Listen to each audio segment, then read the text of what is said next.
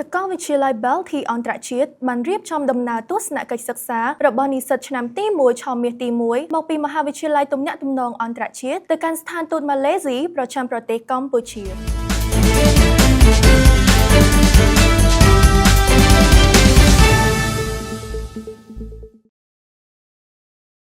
នាថ្ងៃទី10ខែកុម្ភៈឆ្នាំ2026ឯកឧត្តម Saharuddin bin On ឯកអគ្គរដ្ឋទូតវិសាមញ្ញនិងបញ្ញសមត្ថភាពនៃប្រទេសម៉ាឡេស៊ីប្រចាំព្រះរាជាណាចក្រកម្ពុជាបានអនុញ្ញាតនឹងទទួលស្វាគមន៍ឯកឧត្តមលីណាវុធសាកលវិទ្យាធិការនៃសាកលវិទ្យាល័យ Belty អន្តរជាតិព្រមទាំងថ្នាក់ដឹកនាំបុគ្គលិកសាស្ត្រាចារ្យនិងនិស្សិតឆ្នាំទី1 ឆមាសទី1មកពីមហាវិទ្យាល័យទំនាក់ទំនងអន្តរជាតិនៃសាកលវិទ្យាល័យ Belty អន្តរជាតិចុះទស្សនកិច្ចសិក្សាទៅកាន់ស្ថានទូតម៉ាឡេស៊ីប្រចាំប្រទេសកម្ពុជាការចុះទស្សនកិច្ចសិក្សានេះរៀបចំឡើងក្នុងគោលបំណងដើម្បីឲ្យនិស្សិតទទួលនូវបទពិសោធន៍ថ្មីៗអំពីការងារវិស័យការទូតនិងកិច្ចសហប្រតិបត្តិការផ្នែកអភិវឌ្ឍព្រមទាំងរបៀបដែលប្រទេសម៉ាឡេស៊ីសហការជាមួយប្រទេសកម្ពុជាក្នុងវិស័យទំនាក់ទំនងអន្តរជាតិការអប់រំការអភិវឌ្ឍពាណិជ្ជកម្មនិងការវិនិយោគក៏ដូចជាបានផ្ដល់ឱកាសជូនដល់និស្សិតសិក្សាស្វែងយល់ទាំងទ្រឹស្ដីស្របទាំងការអនុវត្តជាក់ស្ដែងព្រមទាំងទទួលបានចំណេះដឹង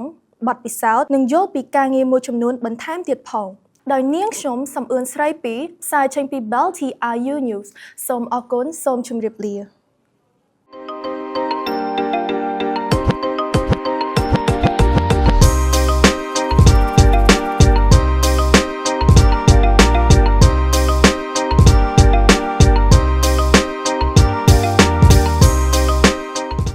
Belty International University, the future of global leaders.